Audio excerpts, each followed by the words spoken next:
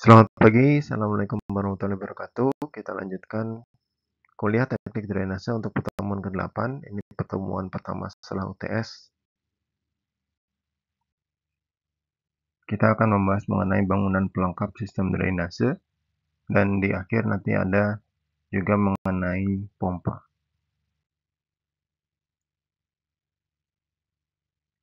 Berikut adalah capaian pembelajaran mata kuliah yang dituju untuk pertemuan kali ini.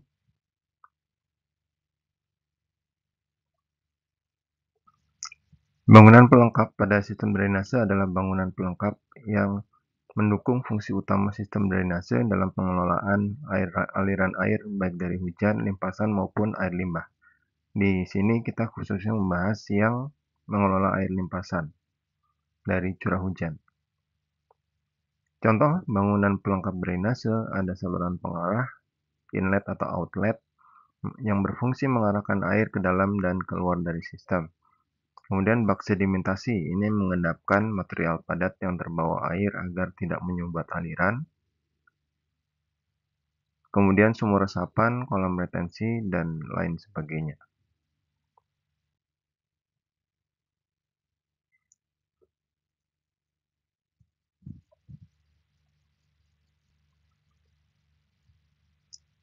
Bangunan pelengkap dalam sistem drainase ini memiliki fungsi utama, yaitu mengendalikan volume dan kecepatan air.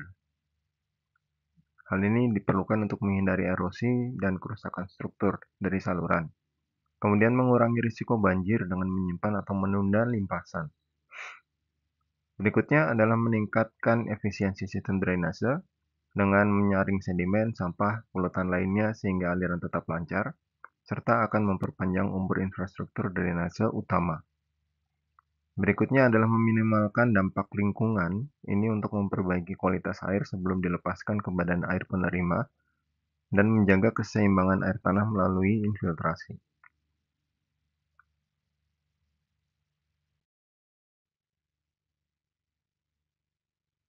Beberapa pelengkapan saluran yang sudah dikenal untuk saluran limbah juga biasanya adalah pertama manhole, merupakan lubang pada jalur pipa air limpasan yang dibuat dengan tujuan untuk dapat dilakukan pemeriksaan, perbaikan maupun pembersihan saluran dari kotoran-kotoran yang dapat menghambat jalannya pengaliran. Beberapa kriteria yang perlu diperhatikan dalam perencanaan manhole adalah pertama, ukuran harus cukup untuk bisa dimasuki petugas dan bagian dalamnya harus cukup luas untuk melakukan maintenance. Yang berikutnya, tutupnya harus rapat sehingga aliran dari luar tidak masuk langsung ke dalam manhole. Kemudian struktur dinding yang cukup kuat karena posisinya biasanya ada di berdekatan atau ada pada jalur infrastruktur yang akan menerima beban seperti jalan dan sebagainya. Jadi struktur dindingnya harus cukup kuat. Demikian pula dengan konstruksi tutup manhole harus kuat untuk menahan beban di atasnya, khususnya apabila diletakkan di infrastruktur yang dilalui beban hidup seperti jalan.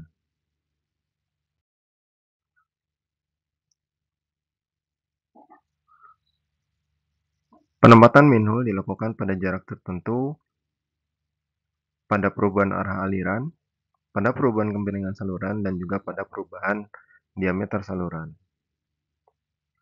Ini adalah jarak versus diameter yang perlu diperhatikan. Sebelah kiri adalah diameter, sebelah kanan adalah jarak manhole dalam range.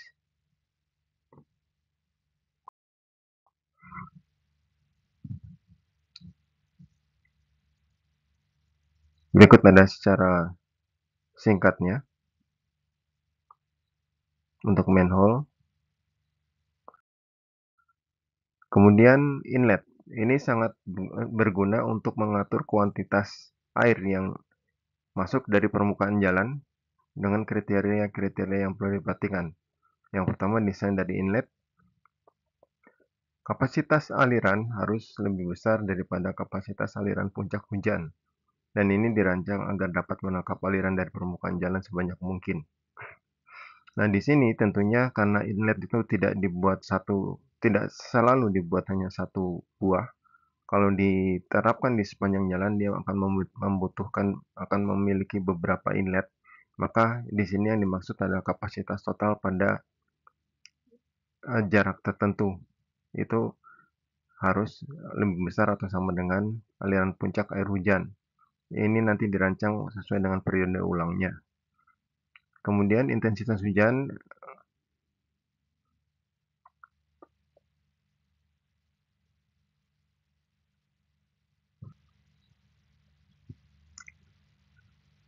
apabila intensitas hujannya itu akan lebih besar dari kapasitas saluran, maka kapasitas inletnya pun harus terkontrol sehingga aliran yang masuk itu dapat ditangkap oleh sistem drainase.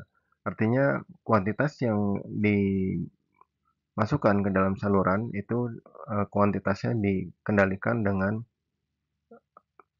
bukaan inletnya, dengan desain dari kapasitas inletnya itu sendiri.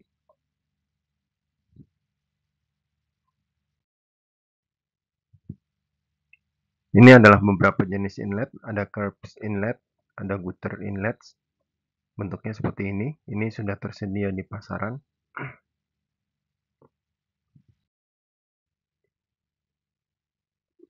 Berikut adalah tabel dari inlet, kapasitas yang tersedia dan load ratingnya. Kemudian the flow area, ini ada desainnya. Jadi nanti ketika kita akan memilih inlet seperti apa yang akan digunakan, bisa disesuaikan dengan spesifikasi yang kita butuhkan dan yang tersedia di pasaran.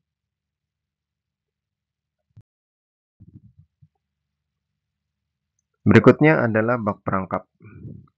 Ini adalah kolam yang biasanya dibuat di bawah inlet, fungsinya untuk mencegah masuknya benda-benda padat pada saluran drainase. Jadi diharapkan benda-benda padat tersebut terjebak di bak yang di bawah inlet itu, tidak diteruskan ke saluran drainase.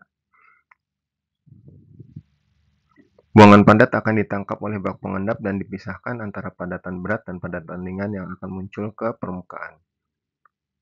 Ini bisa dilengkapi dengan pompa yang digunakan pada saluran dengan kemiringan relatif datar di mana mungkin terjadi endapan pada saluran dan akan mengurangi kapasitas.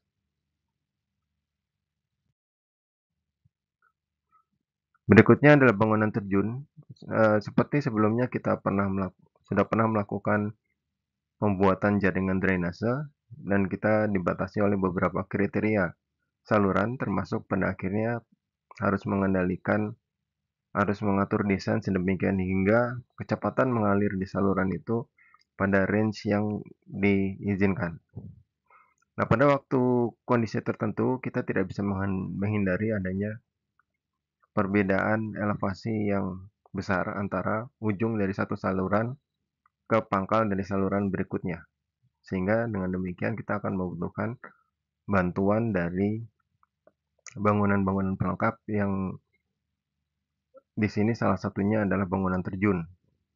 Jadi air itu diterjunkan kemudian diteruskan ke segmen berikutnya.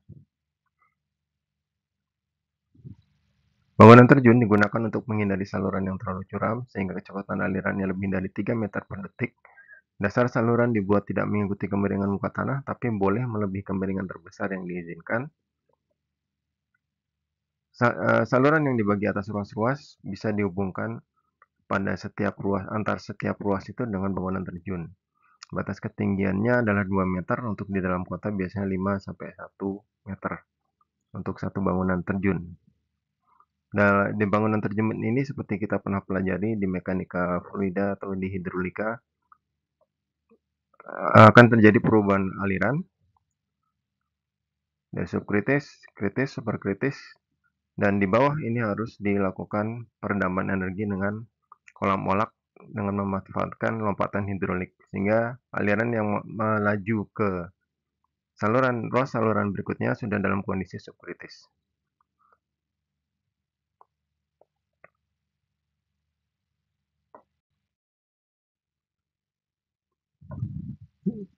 Yang berikutnya adalah gorong-gorong. Ini adalah bangunan yang dibangun pada saluran drainase yang mengalir di bawah bangunan seperti jalan, jembatan, rel, kereta api, dan sebagainya. Membutuhkan pemeliharaan intensif karena ini pada dasarnya adalah saluran tertutup walaupun alirannya tidak penuh biasanya, dan dibangun landai sehingga tidak ada endapan.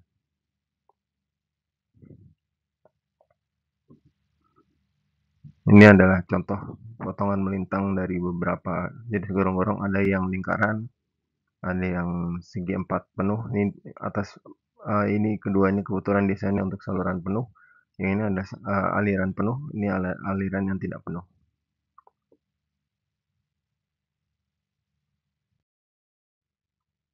Kemudian bila ada bangunan terjun, pasti di ujungnya akan ada kolam olak. Kolam olak untuk meredam energi supaya tidak terlalu besar energi air yang akan mengalir ke ruas saluran berikutnya sehingga bisa menyebabkan kerusakan.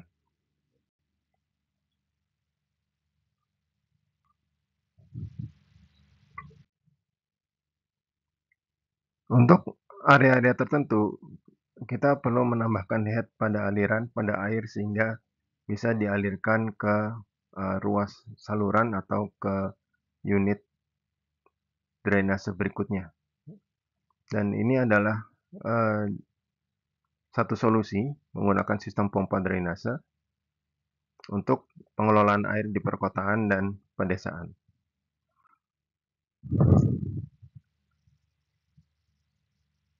Fungsi utama pompa adalah mengangkat air dari elevasi rendah ke tinggi atau menambahkan head dari satu kepada head hidrolik dari air sehingga dia bisa diangkat atau dialirkan ke tempat yang lebih tinggi. Ini akan mengatasi keterbatasan aliran secara gravitatif, kemudian bisa mencegah genangan dan banjir di tempat-tempat yang memang uh, aliran air itu bisa terhambat ketika kuantitasnya besar. Kemudian dapat mendukung pengelolaan air limbah.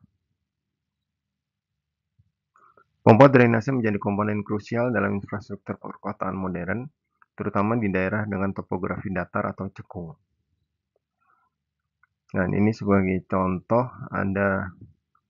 ini rumah 2 lantai tapi bagian bawahnya ini berada di bawah permukaannya. Ini dia menggunakan pompa untuk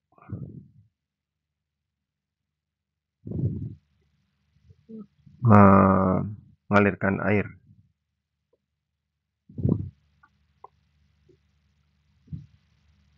Ya, bisa dilihat dari gambar ini. Kondisi yang memerlukan pompa yang pertama adalah topografi yang datar. Daerah dengan kemiringan kurang dari 1% yang bisa menghambat aliran gravitasi alami. Kemudian area dengan muka air yang tinggi. Ini mungkin kita tahu di beberapa tempat di Indonesia yang merupakan lahan pasang surut misalkan. Itu bisa dibantu dengan penggunaan pompa di area-area yang memang dibutuhkan. Di sini ketinggian air biasanya akan lebih tinggi, eh, air yang akan menjadi tujuan pengaliran drainase. Misalkan kalau sebagai contoh yang cukup terkenal adalah di Belanda, kondisi elevasi tanahnya berada di bawah permukaan air laut, dan mereka akan membutuhkan sistem yang seperti ini untuk mengeluarkan air yang masuk ke dalam area di belakang damnya, ya, untuk mengeluarkan air ke laut. Kemudian tempat-tempat yang mengalami hambatan fisik, misalnya adanya jalan, bangunan, atau infrastruktur lain yang memotong aliran natural, ini akan bisa terbantu dengan pompa. Aliran gravitasi bisa tidak memadai ketika jarak yang ditempuh terlalu jauh, diameter pipa tidak memadai, pipanya tersumbat atau rusak, debit air yang sangat besar. Jadi dalam kondisi normal, misalkan periode ulang 2 tahun misalkan ya, itu masih dapat mengalir dengan baik, tapi ketika sudah periode ulang 10 tahun terjadi, debit air yang sangat besar menjadi penyebab aliran serat gravitasi itu tidak memadai. Kemudian adanya perubahan elevasi yang tiba-tiba dan kondisi darurat banjir.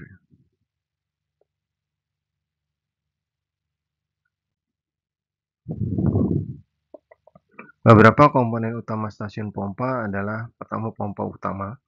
Ini adalah unit yang bekerja untuk memindahkan air dari sumber ke tempat pembuangan. Kemudian ada motor penggerak. Ini adalah sumber tenaga untuk mengoperasikan pompa. Bisa energi dari listrik atau energi dari diesel atau bensin atau engine ya. Bisa dari mesin listrik ataupun engine. Kemudian sistem kontrol atau sistem kendali, panel untuk mengatur operasi pompa secara manual ataupun secara otomatis.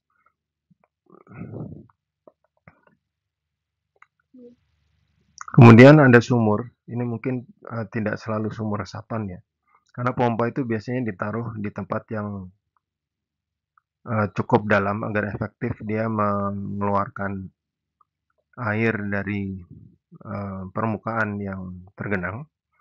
Maka kita akan membutuhkan sumur sebagai wadah penampungan air sementara sebelum dipompa ke saluran pembuangan. Kemudian komponen-komponen lain adalah saringan sampah, katup cek valve, pipa hisap dan tekan, kemudian sistem ventilasi dan juga genset cadangan. Ini untuk cadangan daya ketika penggerak utamanya tidak bisa berfungsi dengan baik.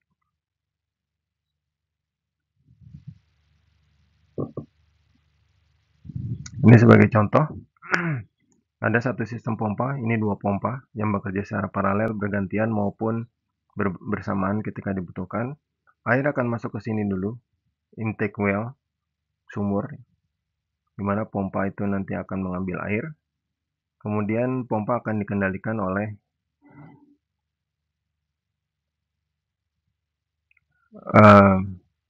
biasanya akan ada sensor tinggi muka air, kemudian ada pengendali pompa pump kontrol, ini bisa manual bisa otomatis. Dan juga akan dilengkapi dengan alarm sistem peringatan ya, sistem peringatan apakah tinggi muka air sudah mengharuskan pompa itu beroperasinya 1 atau 2 seperti itu.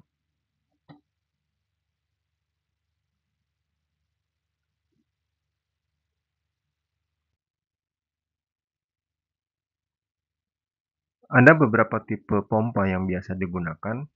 Yang pertama sentrifugal, kemudian pompa torak, dan pompa submersible.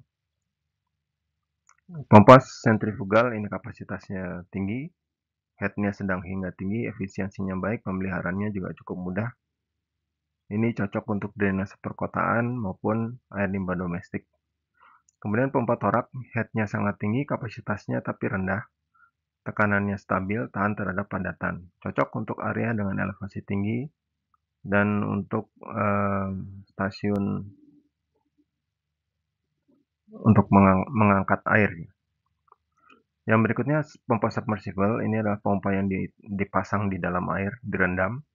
Ini bebas noise, kemudian ruangnya juga lebih hemat dan handal untuk banjir. Ini cocok untuk stasiun pompa basah yang digunakan untuk darurat banjir. Jadi nanti faktor pemilihan pompa itu tergantung pada karakteristik airnya, kapasitas dan head yang diinginkan, yang dibutuhkan, sumber dayanya apa, apakah listrik, kemudian apakah motor engine seperti itu, dan tentunya akan tergantung dari ketersediaan anggaran serta kemudahan operasional dan maintenance.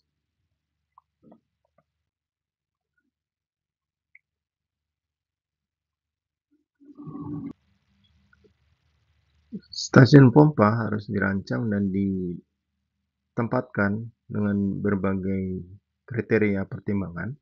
Yang pertama untuk lokasi, penempatan adalah harus memikirkan aksesibilitas, mudah dijangkau karena untuk operasional secara rutin maupun secara darurat akan dibutuhkan akses yang cukup baik untuk manusia maupun kendaraan berat. Kemudian posisinya dekat dengan sumber air,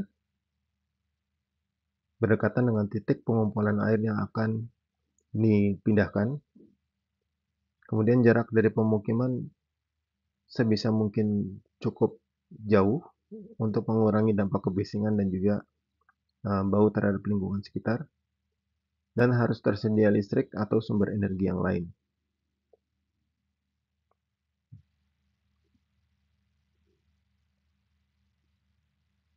Nah, berikut adalah diagramnya, bisa dilihat. Kemudian ada dua jenis stasiun pompa kering dan stasiun pompa basah. Kalau pompa kering, stasiun pompa kering ini pompa terpisah dari air, ruang kontrol juga kering dan lebih mudah di perawatan. Tapi tidak bisa dihindari, kadang-kadang dibutuhkan stasiun pompa basah dengan pompa yang terendam air, konstruksi lebih sederhana, dan biayanya ini akan bisa lebih murah.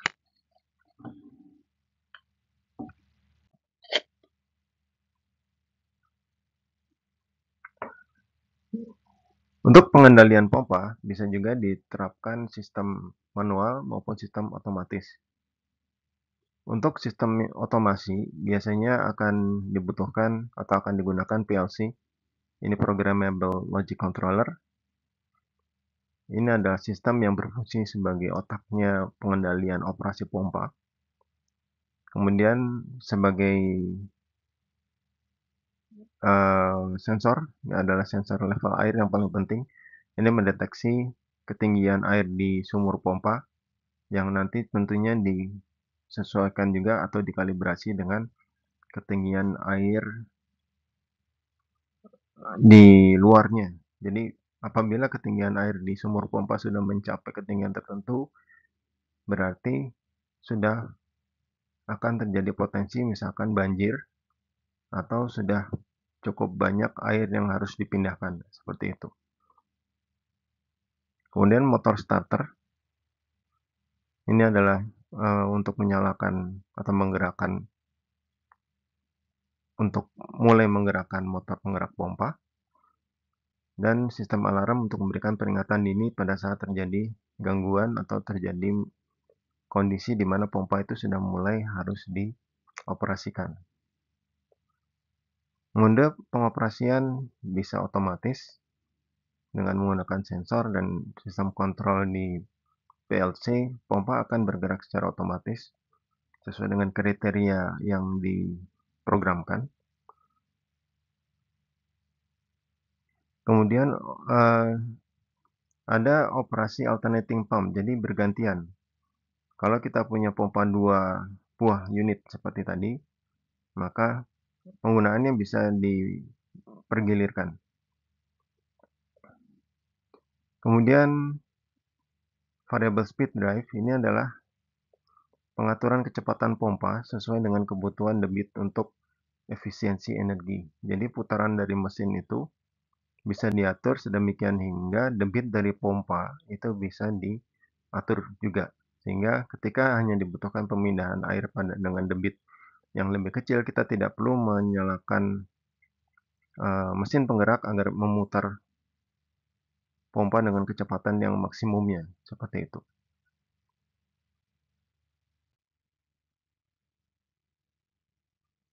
Apa saja yang harus dilakukan dalam pemeliharaan dan operasi? Untuk pemeliharaan yang harus dilakukan ada beberapa hal, yaitu termasuk pemeriksaan visual, pembersihan saringan, pengecekan pelumas karena pompa itu adalah bahan bergerak atau alat yang bergerak, komponen bergerak. Demikian pula biasanya tenaga penggeraknya kalau kita menggunakan diesel itu juga perlu dicek pelumasnya. Kemudian kalibrasi sensor, ini sangat penting sehingga tidak terjadi kesalahan baca atau kesalahan interpretasi dari data pengukuran sensor. Dan ada overhaul, turun mesin dari pompa. Ketika akan melakukan operasi, ini ada prosedur operasi harian, startup harian, untuk memeriksa level air, pembersihan saringan, kemudian check up tidak ada gangguan mekanis, kemudian monitoring ketika beroperasi, berapa tekanannya, arus listrik yang digunakan, bagaimana getaran dan suhu pompa selama operasi. kemudian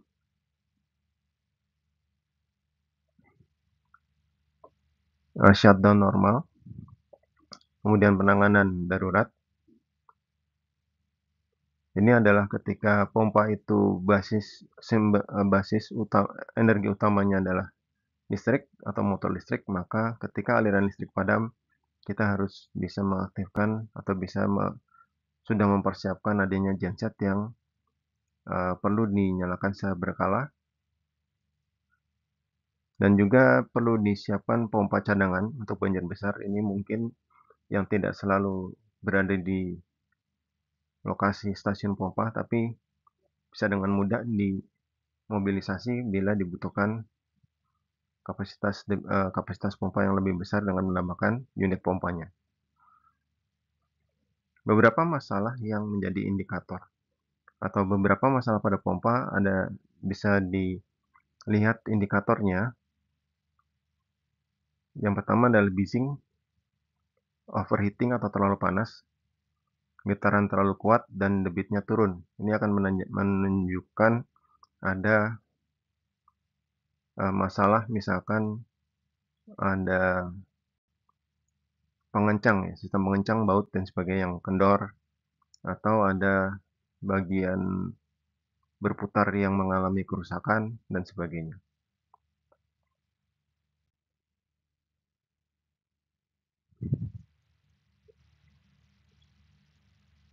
Banjir di perkotaan menjadi tantangan utama yang harus diatasi sistem pompa drainase.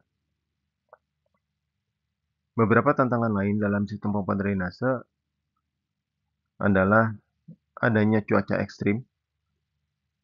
Ini hujan yang meningkat akibat perubahan iklim dan sebagainya, yang secara perhitungan itu mungkin akan masuk ke periode ulang lebih di atas 100 tahun misalkan, dan belum pernah terjadi sebelumnya, sehingga ketika mendesain pompa itu kapasitasnya memang, atau mendesain sistem drainase itu kapasitasnya memang tidak pernah mencapai desain periode hujan desain pada periode tersebut.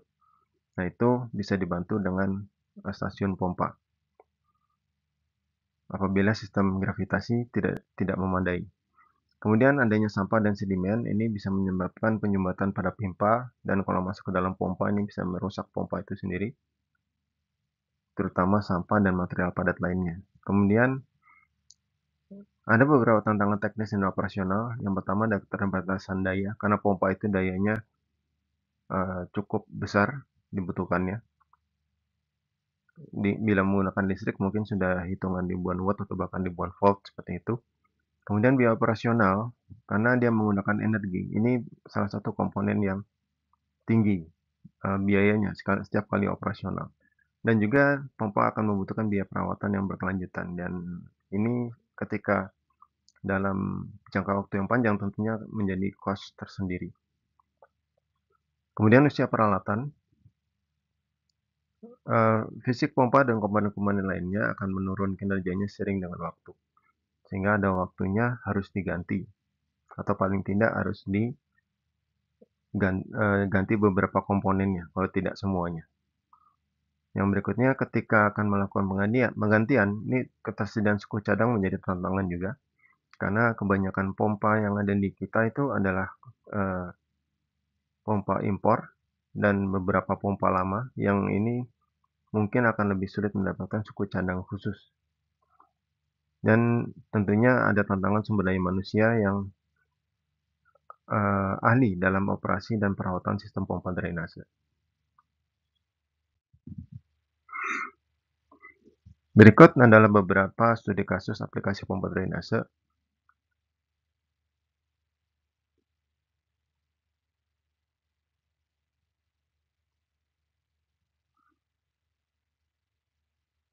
Ya, ini ada di Jakarta, sistem pompa drainase terbesar di Indonesia. Kemudian ada di Semarang untuk mengatasi rob, tapi ini saya kira belum semuanya tercakup ya. Kemudian di Surabaya dengan sistem drainase terpadu dengan waduk dan kolam retensi untuk mitigasi banjir. Jadi studi kasus ini bisa dipelajari keberhasilan, yaitu integrasi teknologi otomasi akan meningkatkan responsivitas dari pompa. Jadi sebaiknya memang kita sudah menerapkan sistem otomasi untuk pompa, operasi pompa, tidak menunggu operator datang dan menyalakan secara manual. Kemudian perawatan terjadwal, ini akan mengurangi downtime atau waktu yang dimana pompa itu tidak bisa beroperasi ketika dibutuhkan. Kemudian sistem hibrid, manual otomatis untuk redundansi. Jadi ini biasanya untuk sistem otomatis itu harus selalu didampingi dengan sistem manual.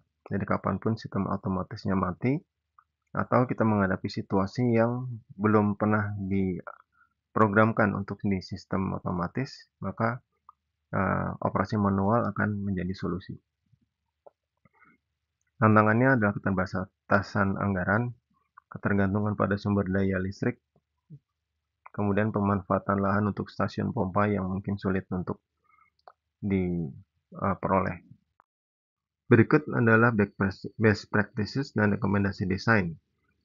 Yang pertama, desain optimal itu perlu dibuat atau memenuhi beberapa prinsip. Yang pertama adalah redundancy system. Ini minimal kita menggunakan 2 unit pompa dengan kapasitas 150% dari kapasitas atau kebutuhan maksimal. Jadi kalau kita sudah mendesain debit banjir pada periode ulang yang kita desain itu 100%, maka kita harus mempersiapkan 2 pompa dengan total kapasitas 150%. Kemudian sumber daya cadangan, genset yang bisa menyala secara otomatis khususnya, karena ketika aliran listrik padam sementara pompa harus menyala, kita tidak bisa menunggu operator untuk menyalakan sumber daya cadangan. Kemudian untuk efisiensi energi diarahkan untuk menggunakan mesin penggerak pompa yang bisa diatur kecepatannya, jadi variable speed drive, sehingga kebutuhan itu bisa disesuaikan dengan kebutuhan debit bisa dipenuhi dengan kecepatan pompa yang sesuai. Jadi pompa itu tidak perlu menyala secara kapasitas penuh setiap saat. Kemudian harus dilakukan monitoring terintegrasi, biasanya difasilitasi dengan sistem SCADA untuk monitoring jarak jauh dan prediksi perawatan. Bahkan ini juga bisa digunakan untuk melakukan operasi pengendalian secara manual, secara remote, maupun secara otomatis. Berikut ada standar kinerja pompa. Diharapkan efisiensi minimal 75% pada titik operasi desain. Kemudian downtime minimal kurang dari 10.000 jam. Level noise kurang dari 85 desibel pada jarak 1 meter. Untuk keselamatan operasional, maka dibutuhkan sistem grounding dan proteksi kebocoran. Grounding itu untuk listrik, proteksi kebocoran itu untuk air ya. Kemudian ventilasi yang memadai untuk ruang pompa yang tertutup, dan sistem deteksi gas yang berbahaya. Ini adalah tren teknologi terkini yang digunakan, IoT dan smart system, kemudian energi terbarukan, penggunaan artificial intelligence dan predictive maintenance, dan juga menggunakan material komposit.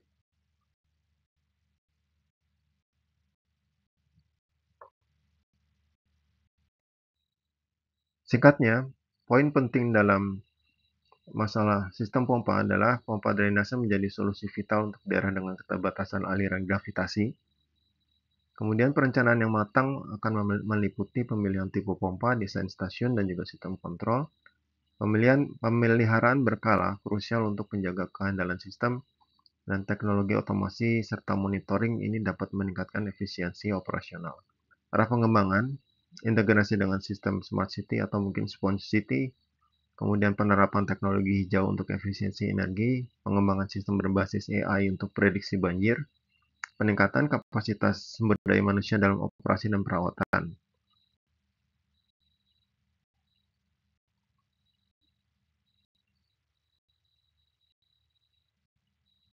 Temuan kali ini semoga bermanfaat. Terima kasih.